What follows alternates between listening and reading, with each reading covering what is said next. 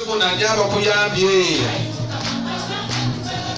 embindi zowonye mu semunanyazi kutasisa ayi Mukama gwanya fenna Katonda yebale nnyo Katonda yebale wammanja kumwebazanga emirembe gyonna yakumwebazanga obutandisa mu maka gano bwe tuli tumutende mu ddoboozi ery'entongoli wamma mu ng'omezo ne mu nnyimba yambusina madinda wamma kumbacha bwe mugolokoka mu mirimu egya buli ngeri wamma mu ngendo eza buli ngeri ate ekiro bwe bakotulo wamma mu kitambiro ekitukuvu mu ssaala eza buli ngeri wamma mu ssanyu nga tusagambisa mu nnyike bwe tunakuwola wamma ffe nga tukyali mu nsi muno ate ne bwe tuligenda mu ggulu eyo twesimbe naye lubeerera oyo emirembe gyonna mu ggulu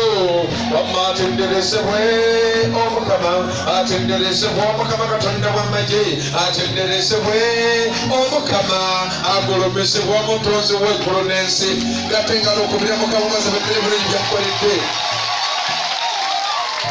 Poyinti eyo ngimaze ey'okwebaza muyiganga okwebazanga Mukama ajja bongera mwebazanga abo bakoledde ebirungi mujja kufuna ebirala ensi bwekulaba nti bwebazizza ebintu byogifunyemu ekwongera ebirala.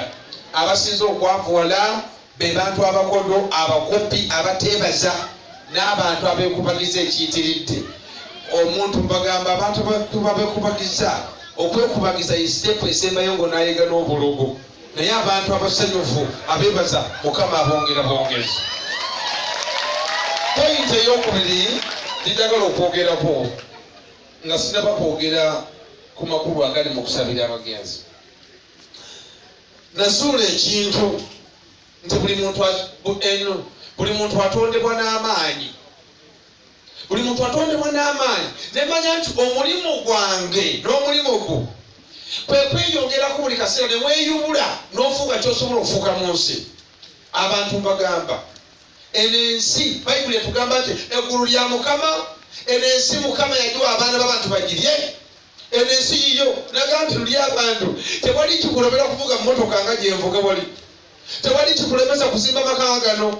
Buli muntu yenna eno ensi Mukama yagikuwa yiyo. Abasiraamu munanjulira Allah ndowooza abagamba nti Allah bwakuwa ssente laga abantu nti akonde ku ssente nti gwe omusajja omugagga ekivugisa emmotoka bitiisa enkadde efuuwa ekika kiringa ekiyungu lwaki zirekera fe amufuna mpola genda mu pulado okivuge.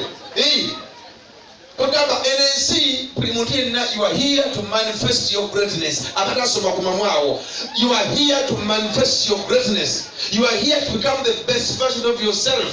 Nze waliwo ebintu bina byetwalanga ebikulumbulamu bw'omuntu era bw'ompita mu makaago ng'obituuseeko nzija nsanyuse. Ekisooka okusoma education, omuntu yenna ng'osomye osanyusa.